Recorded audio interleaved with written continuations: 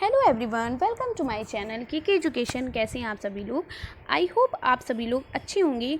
तो आज मैं आप लोगों को डीएलएड सेकेंड सेमेस्टर का पेपर 4 यानी गणित शिक्षण यानी मैथ्स में आज आपकी क्लास 8 होने वाली है। इस क्लास 8 में आपको मैं चैप्टर 8 यानी कि जो आपका टॉपिक 8 है वो है व्यंजकों का गुणनफल तथा सर्वसमीकाएँ। तो ये आपको आज मैं समझाने वाली हूँ, यानी इस चैप्टर को आज कवर कराने वाली हूँ कि व्यंजकों का गुणनफल और सर्वसमीकाएँ क्या होती हैं। सर्वसमीकाओं का से रिलेटेड प्रश्नों को हल करने वाली हूँ। तो चलिए वीडियो के साथ जुड़े रहिए और चैनल को लाइक, सब्सक्राइब और शेयर कर दीजिए। बेल आइकन को प्रेस कर दीजिए ताकि आने वाली नोटिफिकेशन आप तक पहुँच सके। तो चलिए शुरू करते हैं कि बीजीय व्यंजक किसे कहते हैं।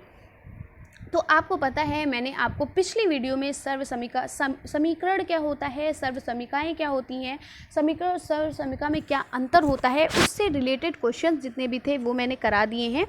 आज मैं आपको बीजीय व्यंजक किसे कहते हैं इसके बारे में कराने वाली हूँ।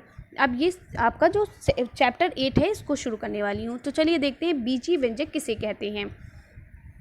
बीजगणित में अज्ञात संख्याओं के स्थान पर अक्षरों का प्रयोग किया जाता है। यानी जो बीजगणित है, बीजगणित में जिन संख्याओं को हम ज्ञात नहीं कर सकते उन संख्याओं के स्थान पर हम किसका प्रयोग करते हैं? अक्षर का। जैसे कि x का प्रयोग किया, y का कर सकते हैं, z का कर सकते हैं, ठीक है। इस तरीके से हम प्रयोग करते हैं।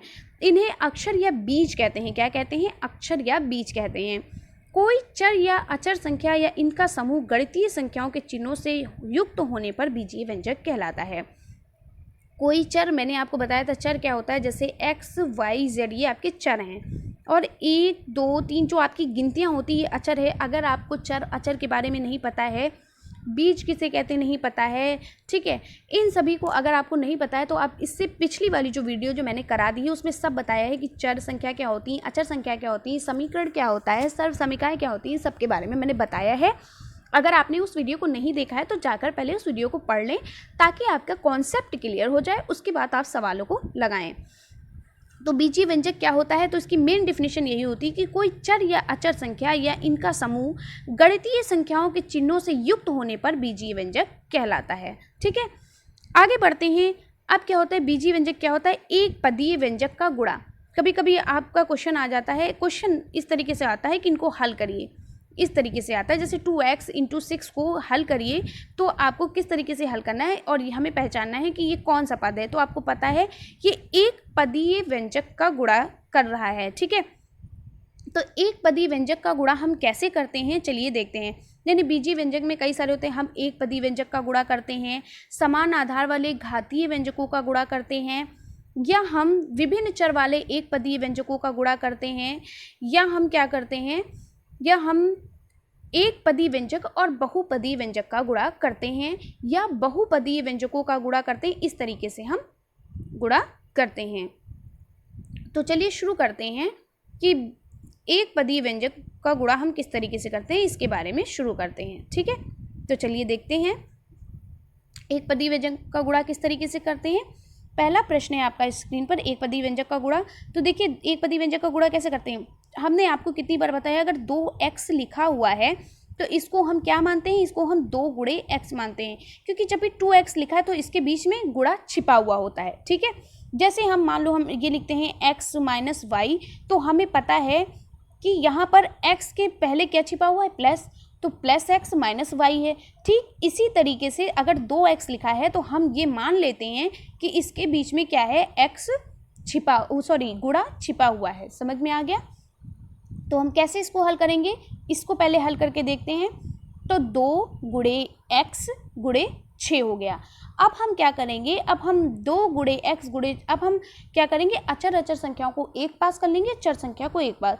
तो हम इस तरीके से भी लिख सकते हैं 2 गुणे 6 गुणे x, ऐसे भी लिख सकते हैं। तो क्या हो गया, हमारा उत्तर क्या हो गया, 2 छंग 12 गुणे x, यानी हमारे पास क्या आ गया, 12x। ये हमारा उत्तर हो गया, यही सॉल्व हो गया। तो हम ऐसे भी डायरेक्ट भी कर सकते हैं, 2 छंग 12 यानी 12x हैं। लेकिन मैंने आपको सॉल्व करके बताया, अगर आप पेपर में इस तरीके से करेंगे तो थोड़ा नंबर कटने की संभावना भी रहती है। आप पूरा सॉल्व करके बताएं। अगर आपसे शॉर्ट में भी पूछा है तो आप पूरा सॉल्व करके बताएं, जैसे मैंने आपको बताया है। अब अगला है आपका 5x गुणे 4y। तो 5x गुणे 4y को हम कैसे हल करेंगे, तो हम क्या लिखेंगे, 5 गुणे 4 गुणे y, ठीक है, क्योंकि आपको पता है यहाँ पर 4y है, यानी कि 4 गुणे y है, ठीक है। यहाँ पर y क्या है, गुणा छिपा हुआ है, ये चीज़ मैंने आपको बताया, ठीक है। तो मान लीजिए यहाँ पर क्या है, गुणा छिपा हुआ है, ठीक है। तो चलिए देखते हैं आगे। मैंने क्या लिखा, 5 की जगह पर 5 लिख लिया और गुणे की जगह पर गुणा, फिर 4 है गुणे y, ठीक है। इस तरीके से हो गया। अब हम इनको हल करते हैं, सॉल्व करते हैं। तो 5 चक्कू 20 हो गया गुणे y, ठीक है, बराबर लगाते जाइएगा, 5 चक्कू 20 गुणे y। अब क्या हो गया, हमारे पास क्या आया, 20y, ठीक है। हम चाहते तो इसको डायरेक्ट भी लिख सकते थे कि 5 चक्कू 20 20y, ठीक है, समझ में आ गया। आगे बढ़ते हैं अगले प्रश्न पर। इस तरीके से आपका प्रश्न आता है, यानी कि जब भी इस तरीके का प्रश्न आएगा तो आप हल कर लेंगे। अब दूसरा है समान आधार वाले घातीय व्यंजकों का गुणा। समान आधार वाले घातांकीय व्यंजन क्या होते हैं, तो समान आधार वाले घातांकीय व्यंजन जैसे कि मान लो x लिखा है, x गुणे x लिखा है, ठीक है। एक सेकेंड, मान लो कि x गुणे x लिखा हुआ है, ठीक है। तो ये क्या है, समान आधार वाले घातांकीय व्यंजकों का गुणा। तो x x लिखा है, यानी ये एक x है, ये एक x है, तो हमारे पास क्या हो गया, x स्क्वायर हो गया, यानी कि 2x है, x स्क्वायर। अगर यहाँ पर क्या होता, आपका x प्लस x होता, तो x और x को आप जोड़ेंगे तो क्या हो जाएगा, 1x 2x, यानी 2x हो गया, ठीक है। और अगर आपसे गुणे से पूछता है कि x गुणे x है, तो आप क्या लिखते हैं, जैसे लिखते हैं आप एक एकम एक, ठीक है, 2 एकम 2, इस तरीके से लिखते हैं। तो आप क्या करते हैं, इसको गुणा करेंगे, तो जब हम x और x का गुणा करते हैं तो वो स्क्वायर में बदल जाता है, ठीक है। यहीं पर 3x होता है, x गुणे x, तो हम क्या लिखते हैं, x की घात 3 लिख देते हैं, ठीक है। यहीं पर अगर आपका होगा x गुणे x गुणे x गुणे x, यानी 4 बार x गुणे में आया है तो x की घात 4 लिखेंगे। गुणे में होगा तो हम उसको घात में बदल देते हैं, और अगर प्लस में होता है तो हम उसको जोड़ देते हैं। समझ में आ गया? आई होप आप लोगों को समझ में आ गया होगा। एक बार मैं आपको फिर से समझा देती हूँ, खास करके जो हमारे प्रशिक्षु मैथ्स में वीक होते हैं उनके लिए मैं ज़्यादा कोशिश करती हूँ कि अच्छे से समझा सकूँ। तो क्या हो गया, लेकिन आप कमेंट्स नहीं करते हैं कि आपको समझ में आया कि नहीं आया। तो जैसे कि मैंने क्या किया, अगर x प्लस x लिखा तो हम उसको जोड़ते हैं, जब हम x को जोड़ते हैं तो ऐसे लिखते हैं 2x, और अगर हम इसको गुणा करते हैं x तो हम इसको घात में बदल देते हैं, यानी x स्क्वायर। अगर 3 बार x गुणे में है तो क्या होगा, x की घात 3, 4 बार है तो x की घात 4, 5 बार है तो x की घात 5। समझ में आ गया? तो चलिए शुरू करते हैं समान आधार वाले घातांकीय व्यंजकों का गुणा। तो गुणा हम कैसे करते हैं, देखिए जैसे यहाँ पर लिखा है 3x इंटू एक्स, ठीक है, क्या लिखा है 3x इंटू एक्स, तो इसका मतलब क्या हो गया, 3 गुणे x, ठीक है। अब हम क्या करेंगे, 3 की जगह पर 3 उतार लेंगे क्योंकि 3 है, और यहाँ पर 3x स्क्वायर हो जाएगा, ठीक है। क्या हो गया, ये हमारा उत्तर हो गया 3x स्क्वायर, यानी 2 बार x है तो x की घात 2 हो जाएगा। समझ में आ गया? अगला क्वेश्चन है आपका, ये देखिए है 3x इंटू 4x, तो हम इसको कैसे हल करेंगे, हम लिखेंगे 3 गुणे x गुणे 4 गुणे x, ठीक है, ऐसे लिखा हमने 3 गुणे x गुणे 4 गुणे x, ठीक। तो अब हम क्या करेंगे, चर संख्याओं को एक तरफ कर लेंगे, अचर संख्याओं को एक तरफ कर लेंगे। तो हम क्या लिखेंगे, 3 गुणे 4 गुणे x गुणे x, ठीक है। अब क्या किया हमने, अब हमने इनको गुणा कर लिया, 3 चक्कू 12 गुणे x गुणे x, फिर क्या हो गया 12 गुणे कितने x हैं, 2x हैं, तो x स्क्वायर हो जाएगा, यानी x की घात 2 हो जाएगा, 2x हैं तो x की घात क्या हो जाएगा, 2 हो जाएगा। अब क्या करेंगे, हम लिखेंगे 12x स्क्वायर। समझ में आ गया? क्योंकि आपको पता है, अभी मैंने आपको बताया अगर 3x लिखा है यानी कि इसका मतलब है 3 गुणे x। समझ में आ गया? गुणा हमेशा आपका क्या होता है, छिपा होता है। समझ में आ गया? आगे बढ़ते हैं, अगला प्रश्न है आपका x स्क्वायर इंटू एक्स की पावर 4, ठीक है। अब हम क्या करेंगे, जब भी आपका इस तरीके से लिखा होगा x इंटू एक्स, तो ये x की घात 1 हो गया, ठीक है। अगर आपका लिखा होगा x इंटू एक्स की घात 2, तो यानी कि यहाँ पर x जो हमारा है वो 1 है और 2 है, यानी 1x है और 2x है, तो इनको हम जोड़ देंगे। जब भी गुणा यहाँ पर लगा होगा और दो घातों को जोड़ने के बारे में बात किया हो जाएगा तो हम यहाँ पर जोड़ देंगे, तो हमारा क्या उत्तर हो जाएगा, हमारा उत्तर हो जाएगा x की घात 3, समझ में आया? ऐसे ही आप समझ लीजिए ये 2x है और ये 1x है, तो क्या हो गया, x की घात 3 हो गया। समझ में आया? जब हम गुणा करेंगे तो 3 हो जाएगा। आगे बढ़ते हैं। चलिए देखिए, आपका प्रश्न है x की घात 2 गुणे x की घात 4। ठीक है, इसको हल करना है। तो हम क्या करेंगे, x की घात 2 है, यानी आप इसको तोड़ लीजिए ताकि आपको समझ में आ जाए। यानी हमारे जो कमज़ोर हमारे जो प्रशिक्षु हैं, जो मैथ को जल्दी नहीं समझ पाते हैं, तो उनके लिए थोड़ा टफ होता है, और जो समझ लेते हैं उनके लिए ईजी है, वो तो फट से सॉल्व कर लिए होंगे। तो चलिए बताते हैं, इनको हम तोड़ लेते हैं, कैसे इनको हल करेंगे। तो हम क्या लिख देंगे, x गुणे एक्स गुणे एक्स गुणे एक्स, यानी ये 2x लिया और ये 4x को भी उतारेंगे, 2x हमारे हो गए और 4x को और उतारेंगे, तो x गुणे एक्स गुणे एक्स गुणे एक्स। ठीक है, तो कितना हो गया, गिनिए जरा, 1 2 3 4 5 6, यानी क्या हो गया, x की घात हमारा कितना हो गया, x की घात 6, यानी 6 बार x आया है। समझ में आ गया? ठीक है। और दूसरा है, अगर आपको समझ में आ जाता है तो दूसरा एक तरीका ये भी है, x गुणे x की घात 4 है, तो हम इसे लिख सकते हैं x की घात 2 + 4। ठीक है, इनको हम जोड़ देंगे, x की घात 6 हो गया। ठीक है, समझ में आ गया? ये दूसरा आपका तरीका है। लेकिन अगर आपको नहीं समझ में आता तो जैसे पहला तरीका बताया, आप तोड़ तोड़ के भी कर सकते हैं। फिर आपका देखिए ये वाला सवाल है, ये सवाल क्या दिया है, 4x square into 2x square into 5x की पावर 4 दिया है। अब हम क्या करेंगे, चलिए इसको हल करते हैं। बहुत आसान तरीका है हल करने का। कैसे हल करेंगे, चलिए देखते हैं। हमने क्या किया, सबको तोड़ देंगे हम। ठीक है, हम कुछ नहीं करेंगे, हम पहले सबको तोड़ देंगे। तो सबसे पहला तरीका बता दें, जो सभी प्रशिक्षु के लिए सबका पहला तरीका ये बता दें, हम क्या करेंगे, इनको गुणा कर लेते हैं। पहले चर संख्याओं को गुणा कर लेते हैं। 4 दूनी 8 और 8 पंचे 40, ये 40 हो गया। 40 गुणे कितने x हैं, x 2 हैं प्लस 6 हैं प्लस कितना है, 4 है। अब x को जोड़ देंगे तो 40 गुणे x की घात कितना हो गया, 6 4 10 2 12, नहीं 6 2 8 हो गया, सॉरी 6 2 8 8 4 12 8 4 12। ठीक है, यानी कितना आंसर आ गया, 40x की घात 12, ये हमारा उत्तर आ गया। ठीक है, देखिए यहाँ पर देखते हैं क्या है। अब दूसरी तरीके से कैसे लगाते हैं, चलिए वो भी देख लेते हैं। क्या है, 4x स्क्वायर यानी 4x की घात 2 गुणे 2x की घात 2 गुणे 5x की घात 4। ठीक है, ये आपका लिखा हुआ है। तो इसको तोड़कर भी एक तरीका है तोड़ने का, तो तोड़कर भी हम लिख सकते हैं। हम क्या लिखेंगे, चर संख्याओं को एक तरफ, अचर अचर संख्याओं को एक तरफ। 4 गुणे 2 गुणे 5 गुणे x कितनी बार आया, पहले में 2 बार, तो x गुणे x लिख दिया। फिर x कितनी बार आया, 2 बार, तो x गुणे x लिख दिया। फिर x कितनी बार आया है, 4 बार, ये 4 बार है। ठीक है, तो हम 4 बार लिखेंगे, x गुणे x गुणे x गुणे x। आ गया समझ में? अब इनको हम हल कर लेते हैं। कैसे, 4 दूनी 8 8 पंचे 40, ये 40 हो गया। गुणे कितने हमारे पास x हैं, 1 2 3 4 5 6 7 8, x की घात 8 हो गया, यानी हमारे पास 8 x हैं, तो x की घात क्या हो गया, 8।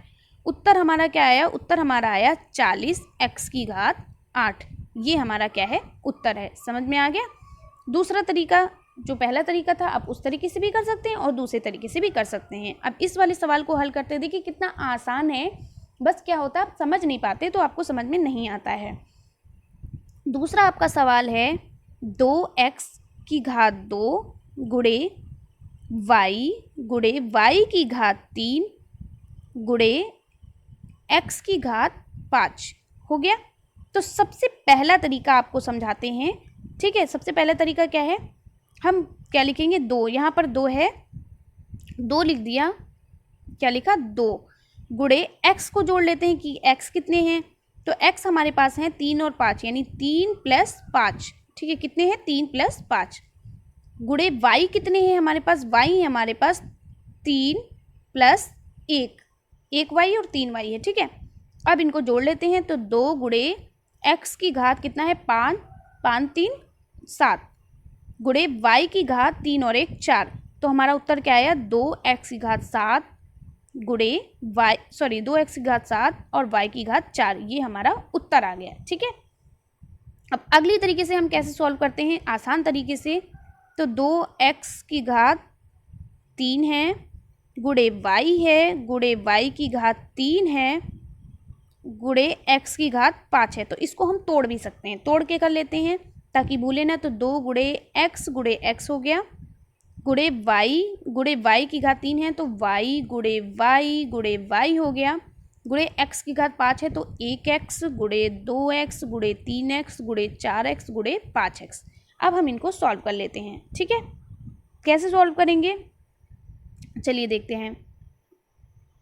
तो हमने लिखा 2 गुणे x कितनी बार आया है, 1 2 3 4 5 6 7 7 बार आया है। तो x की घात 7 गुणे y कितनी बार आया है, 1 2 3 तो y की घात 3। तो उत्तर हमारा क्या आया, 2x की घात 7 और y की घात 3। ये हमारा उत्तर आ गया। इस तरीके से भी हम सॉल्व कर सकते हैं। ठीक है, और देखिए यहाँ पर भी सॉल्यूशन लिखा है, सॉल्व किया हुआ लिखा, लेकिन मैंने आपको समझा दिया है। देखिए यहाँ पर स्पष्ट क्या किया गया है कि समान आधार वाले बीजीय व्यंजकों का गुणनफल उसी आधार पर उनके घातों के योगफल के बराबर होता है।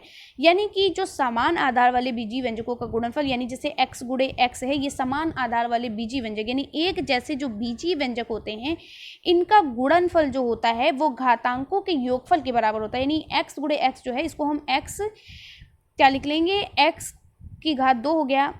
फिर क्या, अगर यहाँ पर x की घात 2 गुणे x की घात 1 है तो हम इसको कैसे, क्या है कि जो समान आधार वाले जो बीजीय व्यंजक हैं, इनका जो गुणनफल है वो क्या होता है, उनके घातों का योगफल होता है। तो x 2 + 1 यानी ये घातों का योगफल हो गया। ठीक है, x 2 + 1 यानी x की घात 3 हो गया। समझ में आ गया। आगे बढ़ते हैं। अगला है विभिन्न चर वाले एक पदीय व्यंजकों का गुणनफल कैसे करते हैं। तो विभिन्न चर वाले एक पदीय व्यंजकों के गुणनफल के लिए निम्नलिखित प्रकार से दर्शाया गया है।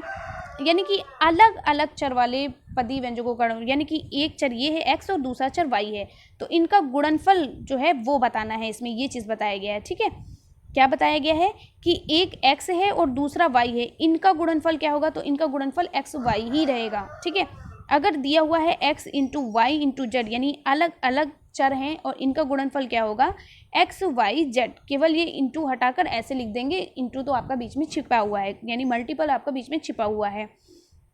अगर यहीं पर आपसे कह दिएगा कि a गुणे b गुणे c गुणे d, यानी अलग अलग चर का गुणनफल क्या हो जाएगा, तो आप ऐसे लिखेंगे a b c d। बस इस तरीके से आपको लिखना होता है। समझ में आ गया। तो क्या कहा इन्होंने कि विभिन्न चर वाले एक पदीय व्यंजकों का गुणनफल देखिए यहाँ पर सॉल्व करके बताया, यानी एक्स वाई है तो एक्स वाई हम इस तरीके से लिखेंगे। ठीक है, फिर क्या है, एक्स वाई जेड है तो इस तरीके से लिख देंगे, ए बी सी डी इस तरीके से। तो अलग अलग चर जो होते हैं उनका गुणनफल सेम ही रहता है, क्योंकि भाई अलग अलग हैं तो इनको हम जोड़ घटा तो सकते नहीं हैं, या इनको हम घातांकों में नहीं लिख सकते हैं। इनको सीधा वैसे ही उतार लेते हैं, बस इनके बीच में जो मल्टीप्लाई है इसको हटा कर इसको ऐसे उतार देते हैं, क्योंकि आपको पता है इसमें मल्टीप्लाई छिपा होता है। ठीक है, आगे है नोट क्या लिखा है, गुणनफल में अक्षरों यानी चर राशियों के बीच गुणनफल चिन्ह x होता है, यानी x इंटू वाई है, यानी कि x y है तो इसके बीच में क्या है, इसके बीच में x इंटू वाई है, यानी कि इसके बीच में गुणा छिपा हुआ है। समझ में आ गया। क्या कहा गया है, जैसे x y है तो हम इसको x गुणे y भी लिख सकते हैं, क्योंकि इसके बीच में गुणा छिपा हुआ होता है। ठीक, अगला है एक पदीय व्यंजक और बहुपदीय व्यंजक का गुणनफल कैसे करते हैं। तो एक पदीय व्यंजक से बहुपदीय व्यंजक के गुणा करने के लिए एक पदीय व्यंजक से बहुपदीय व्यंजक के प्रत्येक पद से गुणा करते हैं। ठीक है, कैसे, चलिए देखते हैं। इसको भी सॉल्व करते हैं। जैसे है 5x, जैसे आपका ये दिया है 5x, फिर ब्रैकेट में 3x की घात 3 minus 2y plus 3z bracket बंद। अब इसको हम कैसे सॉल्व करेंगे, क्या कहा है, 5x फिर क्या है 3x की घात 3 माइनस 2y प्लस 3z, इसको हम कैसे सॉल्व करेंगे।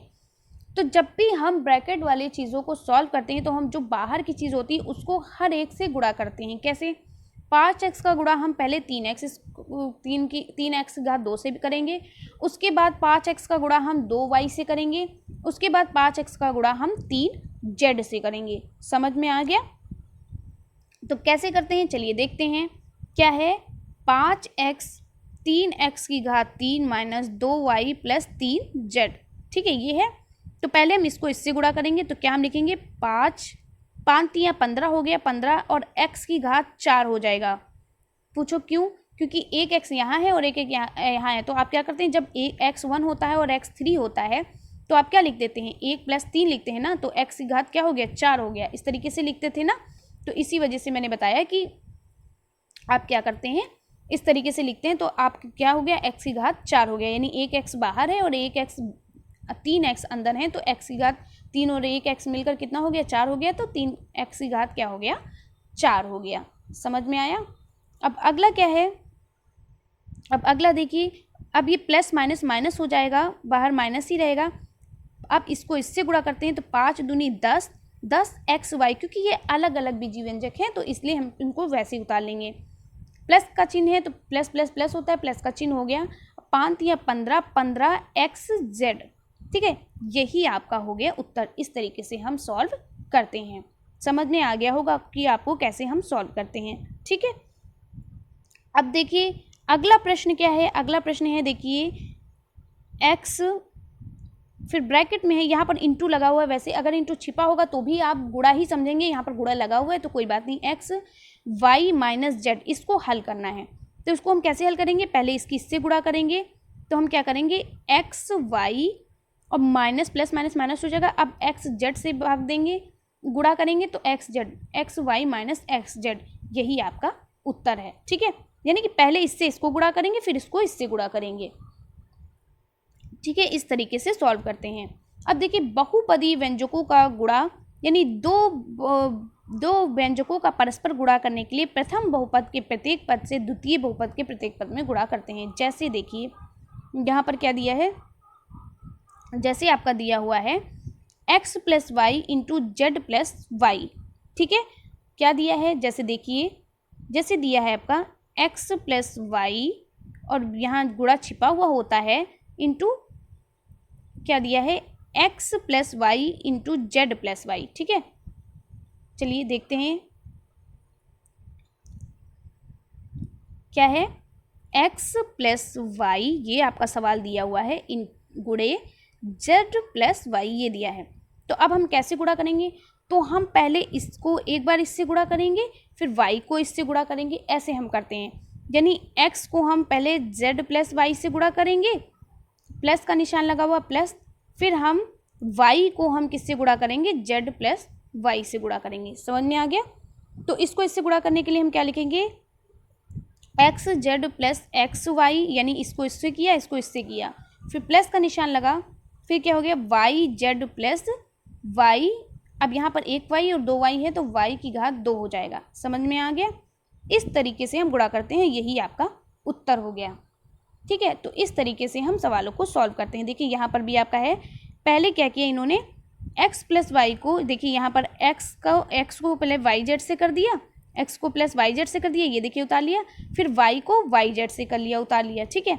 फिर क्या किया, फिर इनको गुणा किया, तो पहले xz किया तो xz आ गया, फिर xy किया प्लस xy आ गया। उसके बाद क्या किया, प्लस का निशान है, प्लस का निशान लगाया, फिर yz किया, yz आ गया, प्लस y 2 बार है तो y² हो गया, यही आपका उत्तर हो गया। इस तरीके से हम प्रश्नों को सॉल्व करेंगे।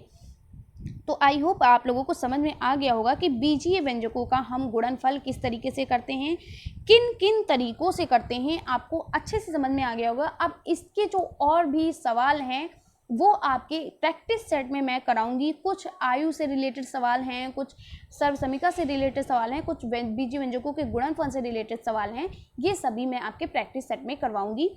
वहाँ पर आपकी प्रैक्टिस भी हो जाएगी और आपका रिविज़न भी हो जाएगा, ठीक है। तो कैसी लगी वीडियो कमेंट्स बॉक्स में ज़रूर बताइएगा, और हमारी वीडियो को पूरा देखने के लिए आपका बहुत बहुत धन्यवाद। तो अगर आप चैनल पर नए हैं तो चैनल को लाइक, सब्सक्राइब और खूब ज़्यादा शेयर करिए, बेल आइकन को प्रेस करिए। तो मिलते हैं इसी तरीके से नेक्स्ट वीडियो में, तब तक के लिए बाय बाय, टेक केयर।